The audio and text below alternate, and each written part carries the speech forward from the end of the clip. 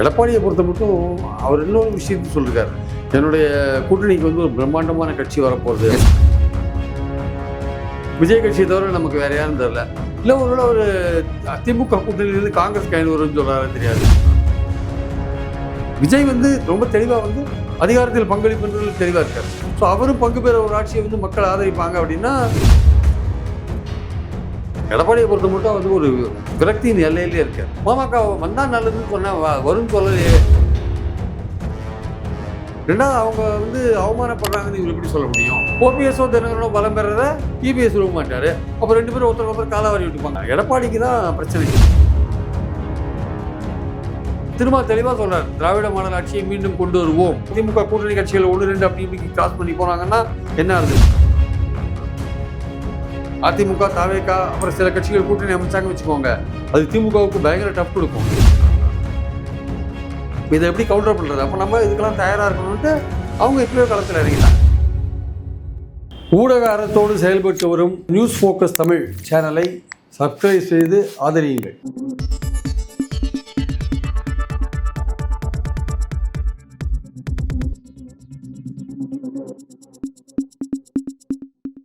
வணக்கம். இன்றைக்கு நம்முடன் அரசியல் பேசுவதற்காக மூத்த பத்திரிகையாளர் திரு பிரியன் அவர்கள் இணைந்திருக்கிறார். சார் வணக்கம். வணக்கம் சார். தமிழக அரசியல் களம் பரபரப்பாக இயங்கிட்டு இருக்கு. பல்வேறு அப்டேட்ஸ் வந்துட்டே இருக்கு. எதிர்க்கட்சி தலைவர் எடப்பாடி பழனிசாமி தன்னோட கூட்டணிக்கு வந்து வெளிப்படையாக திமுகவில் இருந்து விசிக கம்யூனிஸ்ட்லாம் வரணும்னு சொல்லி ஒரு அழைப்பு கொடுக்குறாரு. அதுவும் குறிப்பாக பார்த்தீங்கன்னா அவளை அசிங்கப்பட்டு நீங்கள் திமுக கூட்டணியில் தொடர வேண்டியது தேவையில்லை, நாங்கள் உங்களுக்கு சிவப்பு கம்பளம் வச்சு வரவேற்க தயாராக இருக்கும் அப்படின்ற மாதிரி ஒரு அழைப்பு வந்து கொடுக்குறாரு. இதை எப்படி பார்க்குறீங்க? திமுக ஆட்சியில் நடக்கிற தவறுகள்லாம் நீங்கள் தட்டி கேட்காம பேசாமல் இருக்கீங்க, உங்களை ரொம்ப அவமானப்படுத்துகிறாங்க அப்படின்ற மாதிரி அவர் சொல்கிறாரு. உங்களுக்கு நான் நீங்கள் எங்கள் இதுக்கு வாங்க, உங்களுக்கு ரத்தன கம்பளம் விரிச்சு வரவேற்கிறேன் அப்படின்றாரு.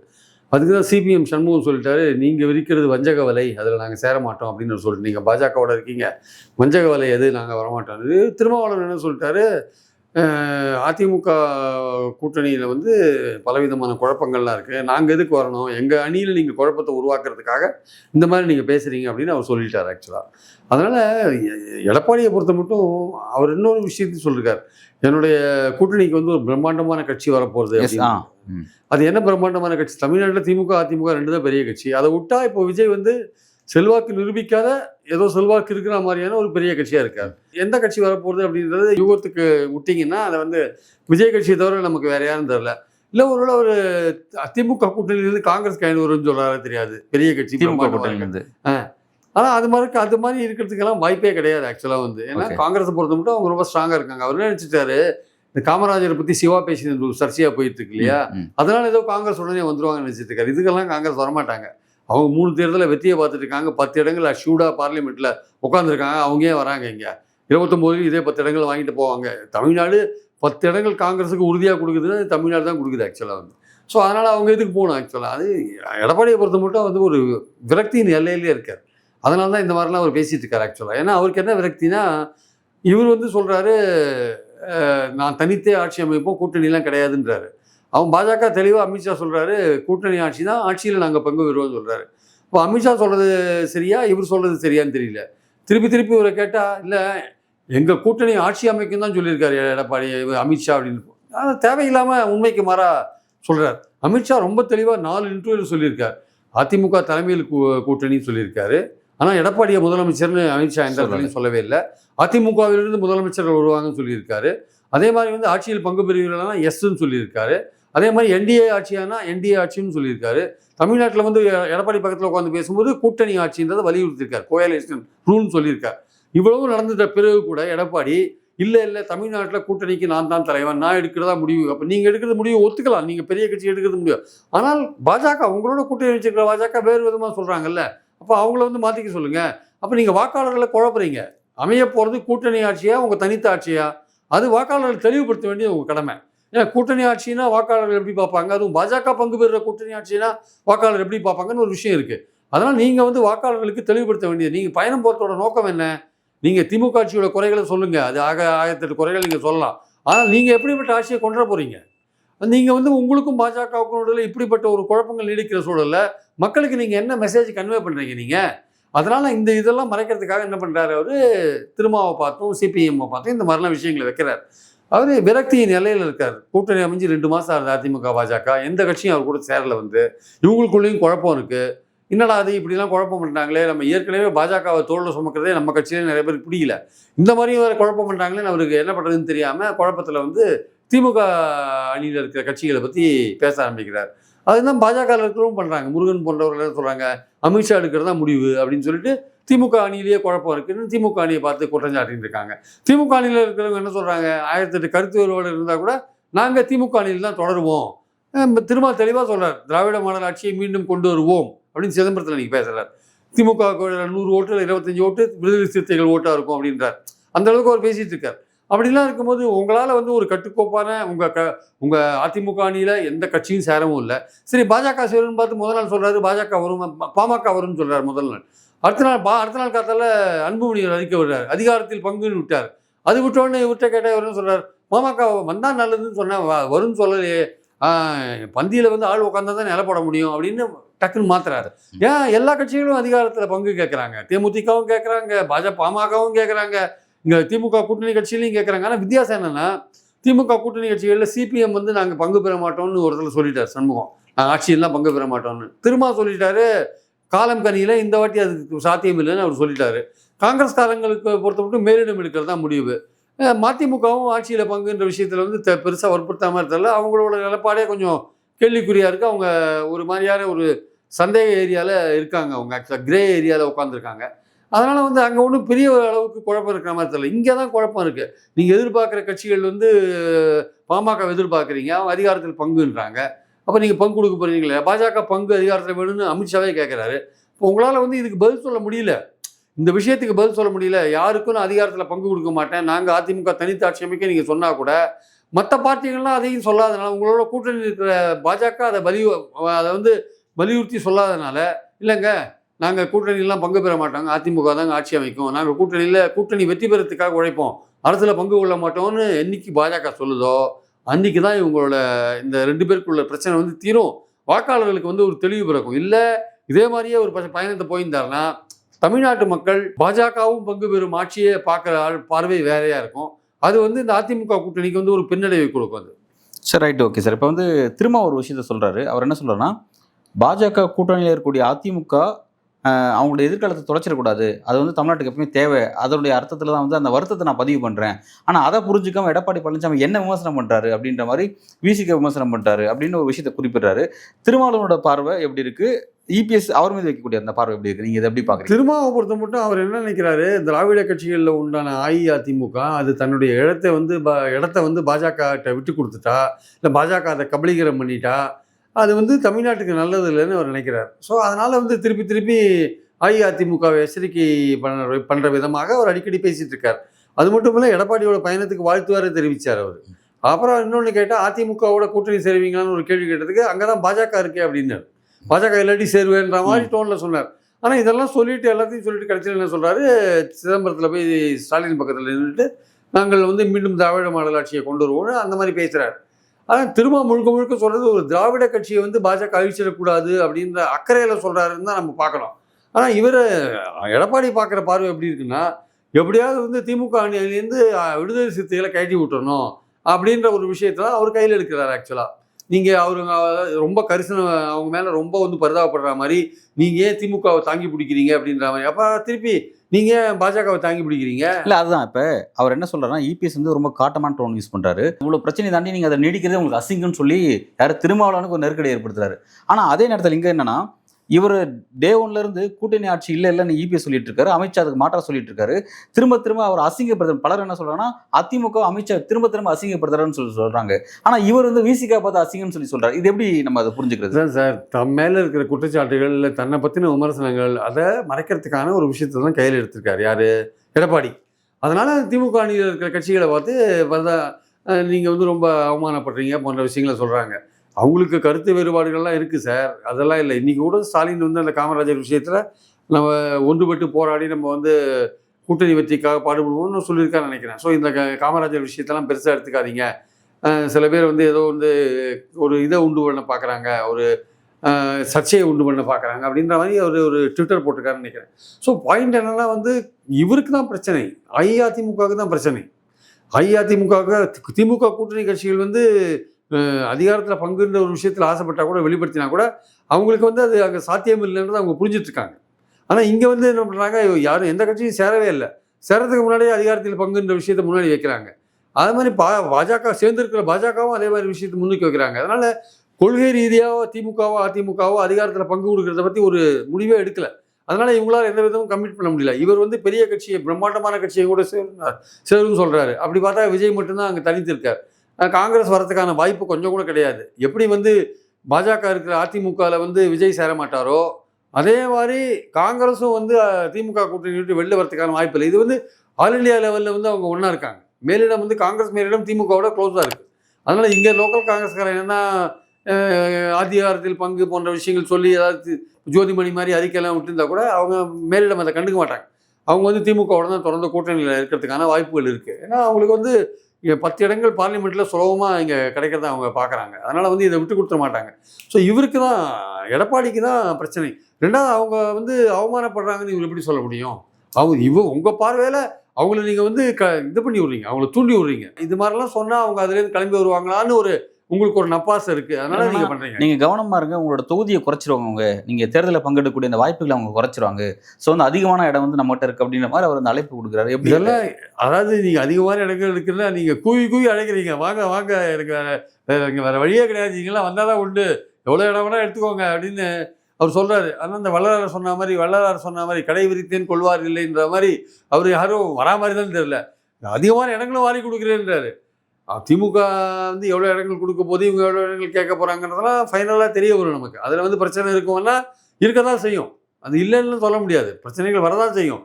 அது எப்படி அந்த கட்சிகள் சமாளித்து தொடர்ந்து வந்து அவங்க இணைந்து பயணிக்கிறாங்கன்றதான் முக்கியமான விஷயம். ஆனால் உங்கள் கூட யார் இருக்கா? இப்போது நீங்களும் பாஜக மட்டும்தான் இருக்கீங்க. மற்றவங்கெல்லாம் பேர் சொல்ல முடியாத கட்சிகள், சின்ன சின்ன குட்டி கட்சிகள், அவங்கெல்லாம் நம்பர்ஸ் இருக்காங்களா இல்லையான்னு தெரியாது. சில ஏரியாவில் இருப்பாங்க, சில ஏரியாவில் இருக்க மாட்டாங்க. ஆனால் உங்களை பொறுத்த மட்டும் உங்களுக்கே வந்து சவுத்துலேயும் டெல்டாலையும் உங்களுக்கே தகராறு. நீங்கள் திமுகவை எதிர்க்க எல்லோரும் ஒருங்கிணைன்னு சொல்கிறீங்க. முதல்ல நீங்கள் ஒருங்கிணைங்க. நீங்கள் ஓபிஎஸ் சேருங்க, தினகரனை சேருங்க கூட்டணியில். அவங்க வெறும் கூட்டணியில் மட்டும் இருந்தாங்கன்னா அது வந்து கட்டுச்சாதத்துக்குள்ளே பெருச்சாளி மாதிரி நீங்கள் போட்டி போகிற இடத்துல உங்களை காலை வாரி விடுவான், அவங்க போட்டி போகிற இடத்துல ஆளுங்க காலை வாரி விடுவாங்க. அதனால் ஓபிஎஸ்ஸையோ சசிகலாவே நீங்கள் சேர்த்துனா தான் உண்டு கட்சியில். நீங்கள் அவங்க கூட்டணியில் மட்டும் இருந்தாலும் வேலைக்கு ஆகாது ஆக்சுவலாக. ஸோ இவர் பலம் பெறத, இபிஎஸ் பலம் பெறதை அவங்க விரும்ப மாட்டாங்க. ஓபிஎஸோ தினகரனோ பலம் பெறத இபிஎஸ் விரும்ப மாட்டார். அப்போ 2 பேரும் ஒருத்தர் காலை வாரி விட்டுப்பாங்க. அப்போ அன்லெஸ் இவங்களை கட்சியில் இணைச்சாலே தவிர நீங்கள் வேறு வழி கிடையாது. ஆனால் நீங்கள் இன்றைக்கி என்ன சொல்கிறீங்க, காலம் கடந்து விட்டது, ஓபிஎஸ் இணைக்கிறதுக்கான காலம் கடந்து விட்டது. அதான் அது ஓபிஎஸ் தான் புரிஞ்சுக்கணும். இனிமேல் அவர் இனிமேல் பால் அவர்கிட்ட இருக்குது, அவர்கிட்ட தான் இனிமேல் விளையாட வேண்டிய ஆட்டம் அவரோட ஆட்டம் தான். இவர் சொல்லிட்டார், இவர் என்றைக்குமே வந்து இபிஎஸ் வந்து அவர் சேர்க்கறதுக்கு ரெடியாக இல்லை அப்படின்ற விஷயம்லாம் இருக்குது. அதனால் வந்து இனிமேல் ஓபிஎஸ் என்ன முடிவு எடுப்பாருன்னு பொறுத்து இருந்தால் பார்க்கணும். ஆனால் அதனால் நம்ம பாயிண்ட் என்னென்னா, இபிஎஸ் வந்து சங்கடத்தில் இருக்கார். அந்த சங்கடத்தை மறைக்கிறதுக்காக அவர் என்ன பண்ணுறாரு, திமுக கூட்டணி கட்சிகளை பார்த்து பலவிதமான விஷயங்களை சொல்கிறாரு. அவங்க வந்து இவரை நம்புறதுக்கு ரெடியாக இல்லை. அவங்களும் பதில் சொல்கிறாங்க, உங்கள் வஞ்சக வேலையெல்லாம் நாங்கள் மாட்ட மாட்டோம்னு அவங்க பதில் சொல்லிட்டு அவங்க போயிட்டே இருக்காங்க. அவங்க ஆனால் சரிங்க, இபிஎஸ் நீங்கள் சொல்லக்கூடிய அந்த விஷயத்தை கவனிக்கும் பொழுது நீங்கள் எல்லாம் ஆச்சரியமாக பார்க்க போகிறீங்க. ஒரு பெரிய கட்சி வந்து சேரப்போகுது அப்படின்னு சொல்கிறாரு. பெரிய கட்சி யாருன்னு பார்க்கும்போது அதை பற்றி பல பத்திரிகையாளர்கள், சீனியர்ஸ் வந்து அதை எப்படி பார்க்குறாங்க அப்படின்னா, இப்போதைக்கு அன்டெஸ்டடாக இருக்கக்கூடிய விஜய் மட்டும் தான் அதுக்கான வாய்ப்பு. இதை விட்டால் தேசிய கட்சி தான் இருக்குது. தேசிய கட்சி வராதுங்கிறது அப்சல்யூட்லி தெரிஞ்ச விஷயம் தான். இப்போ விஜய்க்கு தான் சொல்கிறார் அப்படின் போது, ஏற்கனவே விஜய் இப்படி ஒன்று அறிவிச்சிருக்காரு, நான் தான் வந்து சிஎம் வேட்பாளர்னு சொல்லியிருக்கிறாரு. அப்படி இருக்கும்பொழுது ரெண்டாவது பாஜக இருக்கிற இடத்துல அவர் சேர மாட்டார் அப்படிங்கிற ஒரு விஷயம் இருக்குது. அப்போ அப்படி இருக்கும்பொழுது அப்போ இபிஎஸ் தான் அங்கே போய் சேர போகிறாரா? அதாவது இவர் இதை உடச்சிட்டு அங்கே போக போகிறாரா? இது எப்படி இது புரிஞ்சுக்கலாம்? பலரும் அது அப்படி தான் நடக்க போகுது அப்படின்னு குறிப்பிட்றாங்களே. இல்லை, அதாவது அப்படி அந்த மாதிரி ஒரு சூழல் தமிழ்நாட்டு அரசியலில் வந்து தேர்தலுக்கு முன்னாடியான ஒரு 3 மாத காலம் ரொம்ப முக்கியமான காலம். அதில் பல்வேறு அதிரடியான மாற்றங்கள் வரத்துக்கான வாய்ப்புகள் இருக்குது. இதே 4 முனை போட்டி கண்டினியூ ஆகுது வச்சுக்கோங்களேன். அப்போது தேர்தல் நெருக்கத்தில் வந்து அதிமுகவோ தாவேகாவோ திமுகவை நம்மளால் தோக்கடிக்க முடியாது 4 முனை போட்டியில். அவங்களுக்கான அட்வான்டேஜ் ஜாஸ்தியாக இருக்குதுன்னு நினச்சாங்க வச்சுக்கோங்க. சரி, நம்ம ஒன்றுபட்டால் தான் முடியும்னு அப்படி அவங்க ட்ரை பண்ணி வந்தாங்கன்னா, அப்போ அதிமுக பாஜகவை கழிச்சு விட்டு வரணும். அப்போ அதிமுக வரும்போது கூட்டணியில் பங்குன்ற ஒரு விஷயத்த அஷூரன்ஸ் கொடுத்து தான் வர முடியும். அப்போ அதிமுகவும் தாவேகாவும் ஒன்று சேர்ந்ததுன்னா அதில் வந்து பாமக, தேமுதிக போன்ற கட்சிகள் அல்லது மிச்சம் மீதி இருக்கிற ஏதாவது கட்சிகள்லாம் வந்து சேரத்துக்கான வாய்ப்புகளை வந்து ஈவன் திமுக கூட்டணியில் இடங்கள் கிடைக்கலைன்னா அவங்க ஏதாவது வருத்தப்பட்டு வந்து சேரத்துக்கான வாய்ப்புகள் இருக்கிறத மறுக்க முடியாது. ஆனால் இவங்க எல்லாருக்கும் நீங்கள் சீட்டு கொடுத்து நீங்கள் கண்டெஸ்ட் பண்ணீங்கன்னா கூட்டணி ஆட்சியை தவிர வேற வழி கிடையாது. தவிர்க்கலாம் போனீங்கன்னா மினிமம் 60 சீட் அவங்க கேட்பாங்க. ஓகே. போன வாட்டி அவங்க முதல்ல பேச்சுவார்த்தை நடத்தும் போது பாதி கேட்டாங்க. அது இவங்களுக்கு ஒத்து வராதுன்னா அது விலைக்கு போனாங்க, பாஜகவோட சேர்ந்தாங்க. இப்போ மீண்டும் இவர் போனார்னா நிச்சயமாக 60-70 இடங்கள் கேட்பாங்க, ஆட்சியிலையும் பங்குகள்லாம் கேட்பாங்க. 60-70 இடங்கள் கொடுத்து மற்ற கட்சிகள் சேர்ற கட்சிகளுக்கெல்லாம் நீங்கள் இடங்களை கொடுத்து நீங்கள் எவ்வளோ இடத்துல நிற்க முடியும்? நீங்கள் போட்டி போடுற இடங்கள் குறைஞ்சிட்டே இருக்கும். நீங்கள் 150 இடங்களில் போட்டி போட்டால் 115 இடங்களை வின் பண்ணுவீங்க. நீங்கள் 130 இடங்களில் போட்டி போட்டிங்கன்னா 100 இடங்களில் தான் வின் பண்ணுவீங்க. நீங்கள் 100 இடங்களில் போட்டி போடுற மாதிரி நீங்கள் இடங்களை பகிர்ந்து கொடுத்துட்டீங்கன்னா பார்க்குற தமிழ்நாட்டு மக்களுக்கு இது கூட்டணி ஆட்சி தான் நோக்கி போகுது, இவங்களுக்கு ஓட்டு போட்டால் இந்த அணிக்கு ஓட்டு போட்டால் அதிமுக அணிக்கு ஓட்டு போட்டால் அது கூட்டணி ஆட்சி தான் போகும் அப்படின்னா மக்கள் எப்படி டிசைட் பண்ணுவாங்கன்னு தெரியாது. கூட்டணி ஆட்சின்னு சொன்னால் ஒரு கூட்டணி வெற்றி பெறுறதுன்றது வேற விஷயம், கூட்டணி ஆட்சி அமைக்கிறதுன்றது வேற விஷயம். இப்போ திமுகவில் கூட்டணி வெற்றி பெறும்னு சொல்கிறாங்க, ஆட்சி அமைக்கிறது திமுக. இங்கே ஆட்சி அமைக்கிறது அண்ணா அதிமுகன்னு இவர் சொன்னால் கூட விஜய் ரொம்ப தெளிவாக அதிகாரத்தில் பங்களிப்புன்றது தெளிவாக இருக்கார். ஸோ அவரும் பங்கு பெற ஒரு ஆட்சியை மக்கள் ஆதரிப்பாங்க அப்படின்னா கூட்டணி ஆட்சின்ற ஒரு விஷயத்துக்கு மக்கள் எந்த அளவுக்கு ஆதரவு கொடுப்பாங்கன்றத எலெக்ஷன்ஸ் போது தான் பார்க்கணும். ஆனால் சார் எனக்கு ரொம்ப டவுட், இப்போ எல்லாரும் அதான் சொல்கிறாங்க கூட்டணி ஆட்சியை மக்கள் அங்கீகரிக்க மாட்டாங்க, ஏற்றுக்க மாட்டான்னு சொல்கிறாங்க. ஆனால் அடிப்படையில் எந்த ஒரு தனி கட்சியும் தேர்தலில் வெற்றி பெற்று தனிப்பெரும்பான்மையோட ஆட்சி அமைக்க வாய்ப்பு இல்லை அப்படிங்கிறதுனால கூட்டணி அமைக்கிறதுக்கு முடிவு செய்கிறாங்க. திமுக அதிமுக அப்படி தான் செய்கிறாங்க.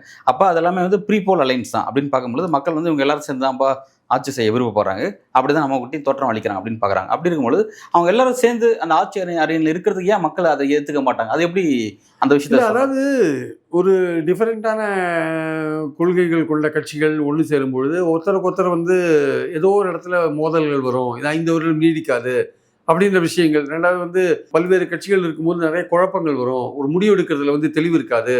அந்த மாதிரி பல விஷயங்கள் மக்கள் நினைப்பாங்க. ஆக்சுவலாக கூட்டணினாலே அது குழப்பத்துக்கு வழிவகுக்கும் அப்படின்ற ஒரு எண்ணம் இருக்கு. ஆனா நம்ம நாட்டில் பல இடங்கள்ல கூட்டணி ஆட்சிகள் நடக்க தான் செய்யுது. பீகார்ல நடக்குது, ஆந்திராவில் நடக்குது, கேரளாவில் நடக்குது, ஏன் நேஷனல் லெவலில் யூபிஏ நடந்தது, இப்போ கூட்டணி ஆட்சி தான் நடந்துட்டு இருக்கு. ஆனா தமிழ்நாட்டு மக்கள் என்ன மாதிரி பார்வை பார்க்கறாங்கன்றது முக்கியமான விஷயம். அது இந்த வரப்போற தேர்தல் தான் முடிவு பண்ணும். கூட்டணி ஆட்சி அதுக்கு பதிலாக ஒரு தனிப்பட்ட ஒரு கட்சி ஆட்சி நடத்தினா பெட்டர்.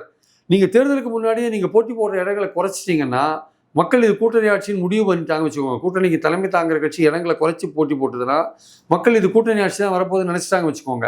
அப்போ இன்னொரு எதிர்க்க இருக்கிற அணி என்ன மாதிரி போட்டி போடுதுன்னு பார்ப்பாங்க. அங்கே திமுக 160 இடங்களை போட்டி போடுது வச்சுக்கோங்க. அப்போது திமுகவுக்கு தான் ஆட்சி அமைக்கிறதுக்கான வாய்ப்புகள் அதிகமாக இருக்குன்னு மக்கள் நம்புவாங்க. ஒரு தனிப்பட்ட ஆட்சி வரதுக்கான வாய்ப்பு திமுக அணியில் தான் இருக்குது, இங்கே கிடையாதுன்னு நினைப்பாங்க. ஆனால் சார் இப்போ என்னோட டவுட் என்னன்னா, இப்போ மக்கள் ஒரு எலெக்ஷன் ஒரு பார்ட்டி தேர்ந்தெடுக்கணும் அப்படின்னு முடிவு பண்ணும்போது ஆல்ரெடி இருந்த கவர்மெண்ட் என்ன விதமான கெடுதலாம் செஞ்சாங்க, அவங்க மீது இருக்கிற கோவம் தான் ஆப்போசிட் இன்னொரு கட்சி தேர்ந்தெடுக்கிறாங்க, இன்னொரு பார்ட்டியை நோக்கி நகராங்க. அப்படி போகும்போது அப்போ அவங்க கூட்டணி ஆட்சி அமைக்க போகிறாங்களா, அல்லது அவங்க எப்படி காமன் மினிமம் ப்ரோக்ராம் போட்டிருக்காங்களா, என்னென்ன பண்ண போகிறாங்க அப்படின்னு இதெல்லாமா பார்த்து மக்கள் வாக்களிக்கிறாங்க. இவன் பிடிக்கல அவனுக்கு வாக்களிக்கணும் அப்படின்ற முடிவு மக்கள் சிம்பிளாக தானே யோசிக்கிறாங்க. அதாவதுங்க இப்போ பிடிக்கலன்னு எந்த அடிப்படையில் முடிவு எடுக்கிறாங்க? அது எதிர்கட்சிகள் பண்ற பிரச்சாரத்தை வச்சு தானே நடக்கிற விஷயங்கள்ல எதிர்கட்சிகள் எப்படி ப்ரொஜெக்ட் பண்றாங்க. சொன்ன வாக்குறுதியை காப்பாத்தல, மோசமா இருக்கு, பெண்களுக்கு பாதுகாப்பு இல்ல, போதை மருந்துகள் புழக்கம் அதிகமா இருக்கு, கள்ளச்சாராயம் தாராளமா கிடைக்குது, காவல் மரணங்கள் நிறைய நடக்குது. ஆட்சிக்கு எதிரான அரசுக்கு எதிரான ஒரு அதிருப்தி. இது நீங்க சொல்றது. அதே திமுக ப்ரோ இன்குவன்சி இருக்கும்ல, அவங்க சொல்லுவாங்கல்ல, நான் இலவச பஸ் பயணம் கொடுத்துருக்கேன், நான் உரிமை தொகை கொடுத்துருக்கேன், இன்னும் அவங்க 50 லட்சம் பேருக்கு அதிகமாக கொடுக்க போகிறேன், நான் மகளிருக்கு காலேஜ் போகிற பெண்களுக்கு 1000 ரூபா கொடுக்குறேன், காலேஜ் போகிற பசங்களுக்கு 1000 ரூபா கொடுக்குறேன், உங்கள் வீட்டில் இருக்கிற குழந்தைக்கு டெய்லி டிஃபன் போடுறோம் நாங்கள். அப்புறம் பார்த்தீங்கன்னா உங்கள் வீட்டில் இருக்கிற உடம்பு சரியில்லாத பிபி சுகர் பேஷண்ட்ஸ்க்கு மாதம் ஒரு தடவை கரெக்டாக மாத்திரை மருந்தெல்லாம் கொடுத்து அவங்கள செக் பண்ணுறோம் நாங்கள். இதில் லட்சக்கணக்கான பேர் பயனடைகிறாங்க. ஸோ இந்த மாதிரி பெனிஃபிட்ஸ் ப்ரோ இன்கம்பன்சி அது. ஆனால் சார் இப்போ அரசியலில் என்ன சொல்கிறேன்னா ஆன்டி இன்கம்பன்சின்னு ஒன்று இருக்குது, ப்ரோ இன்கம்பன்சிங்கிறது ஒன்று கிடையாது. ஒருவேளை அது இருக்குதுன்னு வச்சுட்டா கூட நீங்கள் கூட்டணி நோக்கி எவ்வளோ கஷ்டப்படுறீங்க, விட்டுருங்க, நீங்கள் தான் இவ்வளோ ஸ்கீம்ஸ் நிறைவேற்றிட்டீங்களே, தனியாக போய் எலெக்ஷன் சந்திக்கலாம்ல, ஏன் இவ்வளோ பேர் சின்ன சின்ன கட்சி கூட ஏன் சேர்க்கிறீங்க அப்படின்ற ஒரு கேள்வி வைக்கிறாங்க. இல்லை, அது கூட்டணி ஏற்கனவே இருக்கிற கூட்டணி தானே, அது புதுசாக அமைக்கல. அந்த கூட்டணி எக்ஸிஸ்டிங் கூட்டணி அதை கண்டினியூ பண்ணுறாங்க. ஆனால் சாதகமான ஒரு விஷயங்களை சொல்லி ஓட்டு கேட்கறதுன்றது நடக்கலையா? ஏற்கனவே பல மாநிலங்களில் 2வது தடவை ஆட்சிக்கு வந்தவங்க இருக்க தான் செய்கிறாங்க. இப்போ 3வது தமிழ்நாட்டில் வந்திருக்காங்க சார். தமிழ்நாட்டில் 2016 ஜெயலலிதா வந்திருக்காங்க. ஆனா அது எப்படி வந்தாங்க? எதிர்க்கட்சிகள் பலவீனமா இருக்கு. இல்ல, அது எப்படி வந்தாங்க? காங்கிரஸ் திமுக கூட்டணி உடைச்சிட்டு தனிப்பெரு அந்த ஒரு 3வது மக்கள் கூட்டணின்னு ஒன்று அவங்க 18% ஓட்ட 7% ஓட்ட பிரிச்சுட்டு போயிட்டாங்க. ஸோ நம்ம பாயிண்ட் அது திமுக 1% ஓட்டுல அவங்க தோத்தாங்க. ஆமா. ஸோ நம்ம பாயிண்ட் என்னன்னா சாதகமான ஓட்டுன்னு ஒன்று இருக்கு. இன்னைக்கு எதுக்கு திமுக ஓரணியில் திரளோன்னு வீட்டுக்கு வீடு போறாங்க? யாராவது பெனிஃபிட்டாக ஒருத்தங்க இருப்பான்ல, அவன் ஓட்டை வாங்கி இன்னொன்று அந்த கமிட்டட் ஓட்ஸை கிரியேட் பண்ணுறாங்க. ஒரு 1.5 கோடி பேர் கமிட்டடாக ஓட்டர்ஸாக கிரியேட் பண்ணிட்டான்னா உங்களுக்கு எந்த பிரச்சனையும் நீங்கள் கண்டிப்பாக வின் பண்ணுறீங்க. கூட ஒரு 50 லட்சம் கூட்டணி கட்சிகள் அவங்க ஓட்டெலாம் வந்ததுன்னா 2 கோடி ஓட்டை வாங்கி நீங்கள் வின் பண்ணுறதுக்கான வாய்ப்புகள் அதிகம். ஸோ அந்த கமிட்டட் ஓட்ஸ் தான் நம்ம வந்து சொல்கிறோம் ப்ரோ இன்குபன்சி. அரசால் பயனடைந்தவங்க அந்த அரசுக்கு ஓட்டு போடுறது தான் ப்ரோ இன்குபன்சி. இல்லை சார், என்னோட டவுட் என்னன்னா, இப்போ வந்து ஒரு அரசு வந்து இவ்வளோ திட்டங்கள் நிறைவேற்றிருக்காங்க, அந்த அரசு வேணும் மக்கள் முடிவு பண்ணாங்கன்னா அதுக்கு இவ்வளோ விளம்பரங்கள் தேவையா? இப்படி எல்லாம் போய் விஷயத்த செய்யணுமா? மக்கள் தான் பார்க்குறாங்களே டே டு லைஃப்ல. கண்டிப்பாக தேவை, அதை உறுதிப்படுத்தணும்ல. ஏன்னா மக்கள் எதிர்கட்சிகள் பண்ணுற பிரச்சாரத்தில் மக்கள் கேரி ஆகக்கூடாது இல்லை. அதனால அந்த விஷயத்த வந்து பின்னுக்கு தள்ளிட்டு நம்ம பண்ணியிருக்கோன்ற விஷயத்தை வச்சு ஓட்டு வாங்கணுன்ற போது இவ்வளோ விளம்பரம் தேவை. ஆக்சுவலாக ஆல்ரெடி எதிர்கட்சி ரொம்ப பலவீனமாக இருக்காங்க. இப்போ வந்து அதிமுகவே பல துண்டா போயிருக்காங்க. ரெண்டாவது அவங்க பாஜக கூட்டணி வச்சிருக்குங்கிறது இவங்களுக்கு பெரிய மைனஸ். அப்படிலாம் இருந்து கூட இந்த பலவீனமான எதிர்கட்சி இருக்கும்போது கூட இவங்க இந்த அளவுக்கு ரொம்ப வேகமாக அந்த இதை எந்த ஒரு சான்ஸையும் திமுக எடுக்க விரும்பலைங்க. அவங்க 10 மாதத்துக்கு முன்னாடி இவங்க கூட்டணி அமைச்சாங்க அதிமுக பாஜக. அவங்க 10 மாதத்துக்கு முன்னாடி கூட்டணி இருக்காங்க. இருந்தாலும் திமுகவே தனித்து களத்தில் இறங்கி ஓரணியில் திரள்வோன்னு வீட்டுக்கு வீடு போய் பார்க்குறாங்க, எல்லாரையும் பண்ணிட்டு இருக்காங்க. இது வந்து பெரிய ஒரு மூவ்மெண்ட் மாதிரி அவங்க அதை பண்ணுறாங்க. அவங்க எந்த சான்ஸையும் எடுக்க விரும்பலை திமுக. ஆனால் இதுக்காக அரசு இயந்திரத்தையே வந்து யூஸ் பண்ணுறது அப்படிங்கிற மோடி என்ன செஞ்சாரோ அதையே தான் இவங்களும் செய்கிறாங்க. இப்போ மோடிக்கும் பாஜகவுக்கும் திமுக வித்தியாசம் இல்லை அப்படிங்கிற மாதிரியான விஷயத்த இல்லை, அரசு இயந்திரத்தை வந்து ஒரு சேவைக்கு பயன்படுத்துறது, ஒரு சேவை செய்யறதுக்கு கவர்மெண்ட்டுடைய சேவையை மக்களுக்கு நேரடியாக கொண்டு போகிறாங்க. இது சர்வீஸ் சார், எப்படி ஆட்சி கைப்பற்றுறதுக்கான இன்ட்ரெஸ்ட் அவ்வளோதானே அதில். அது சார் ஒரு ஆளுங்கட்சி இதெல்லாம் பண்ணும்போது அரசியல் இல்லாத இருக்காது சார். அரசியல் ரீதியாகவும் சில விஷயங்கள் இருக்கு. ஆனால் அன்றைக்கி பாஜகவோ மோடியை செய்யும்போது அது விமர்சனம் இவங்க தான் பண்ணாங்க. இப்போ இவங்களே அதை செய்கிறாங்களே அப்படின்னும் போது கண்டிப்பாக பண்ண தான் சார் செய்வாங்க. அது இவர் எடப்பாடி விமர்சிக்கிறாருல்ல, இதை வந்து எலெக்ஷனுக்காக பண்ணுறாங்க, அம்மா ஆட்சியிலே இது பண்ணாங்க அப்படின்றாங்க. அம்மா ஆட்சியில் ஒரு அம்மா திட்டம்னு ஒன்று கொண்டாந்தாங்க. அதில் வந்து நகர்ப்புறங்கள் அதெல்லாம் அதுக்கும் இதுக்கும் கொஞ்சம் வித்தியாசம் நிறைய இருக்குது. அதில் ஆக்சுவலாக வந்து அது வந்து வேற ஒரு ஸ்கீமை சொல்லிலாம் ஆளுங்களை சேர்த்தாங்க. இந்த பயிர் காப்பீடு போன்ற விஷயங்கள்லாம், இது வந்து உரிமை தொகை அந்த மாதிரி விஷயங்கள்லாம் கொண்டு இங்கே சேர்க்குறாங்க. ஸோ நம்ம வாய்னா அதுக்கு எதுக்கும் லேசாக வித்தியாசம் இருக்குது. அது வந்து நகர்ப்புறங்கள் அது இருந்த மாதிரி தெரியல அம்மா ஸ்கீம். அது கிராமப்புறங்கள் ஸ்கீம்ஸ் வேற சார். பட் வந்து மோடி கவர்மெண்ட் 2024 இப்போ இந்த எலெக்ஷனை ஜெயிக்கிறதுக்காக வந்து கம்ப்ளீட்டா ராணுவத்தை கூட வந்து எலெக்ஷன் பிரச்சாரத்தை ஈடுபட வச்சாரு. அரசு இயந்திரத்தை ஃபுல்லாக எல்லா இடங்களும் அவரோட போட்டோ வச்சு தனக்கான பிரச்சாரத்தை வந்து வெளிப்படை அரசு அலுவலகத்திலே செஞ்சாரு அப்படின்னு சார். இதெல்லாம் வந்து இந்திய ஜனநாயகத்தில் வந்து இதெல்லாம் தவிர்க்க முடியாத ஒரு விஷயம் சார். ரூலிங்கில் இருக்கிற கட்சி வந்து இந்த மாதிரி பிரச்சாரத்தை வந்து பதவியில் இருக்கும் பொழுது பியூரோக்ரஸிய அதிகாரிகளை பயன்படுத்தி தங்களுடைய பிரச்சார பலத்தை அதிகரிக்கிறது கொண்டு போகிறதுன்றது இயல்பான ஒரு விஷயமா தான் நம்ம பார்க்குறோம். அது வந்து அத்துமீறல், அதிகார துஷ்பிரயோகம் நீங்கள் சொல்லலாம். ஆனால் எல்லா ஆளுங்கட்சியும் இதை செஞ்சுட்டு தான் இருக்காங்க. திமுகவும் இப்போ அதுதான் பண்ணுறாங்க.